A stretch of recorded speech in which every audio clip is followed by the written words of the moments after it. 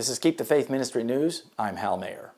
British Prime Minister Theresa May says human rights laws may be changed if they get in the way of the country's fight against terror. May said she would seek to introduce longer prison terms for those convicted of terrorist offenses and make it easier to deport foreign terrorist suspects. May has overseen cuts to police officers' numbers by over 20,000 during her tenure as Home Secretary and is trying to shore up her domestic security credentials in the wake of criticism from the opposition party. May has previously called for closer regulation of the internet to tackle extremism and criticized social media firms for not doing enough to police their platforms. British security services already possess wide anti-terrorism powers that have been denounced by Amnesty International as among the most draconian in Europe. Questions about how Khurram Butt and Yosef Zagba got through the net, since they were well known to police and had been investigated, have prompted calls to further erode human rights to deal with these kinds of threats.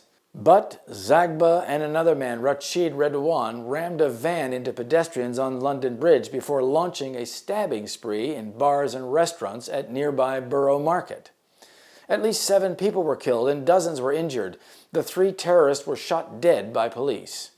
May said more needed to be done to restrict the freedom and movement of terrorism suspects when we have enough evidence to know that they are a threat, but not enough evidence to prosecute them in a full court. As Home Secretary, May oversaw the replacement of control orders, sweeping powers introduced in 2005 that placed extreme limits on the freedom and movement of terrorism suspects, and their replacement with what some critics have described as watered-down restrictions. But May has now said that it needed to be easier to kick terror suspects out of the UK. The Liberty Group's director Martha Spurrier accused May of wanting to rip up British human rights laws. If Theresa May does what she threatens, she will go down in history as the Prime Minister who handed terrorists their greatest victory, she said. For cheap political points and headlines, she is willing to undermine our democracy, our freedom, and our rights, the very things these violent murderers seek to attack. Limiting human rights of unconvicted suspects to eliminate Muslim extremist threats will have implications for other religions too.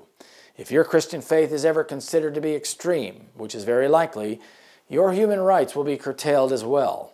Prophetically, terrorism is really about targeting Western constitutions and removing the freedoms their citizens have enjoyed.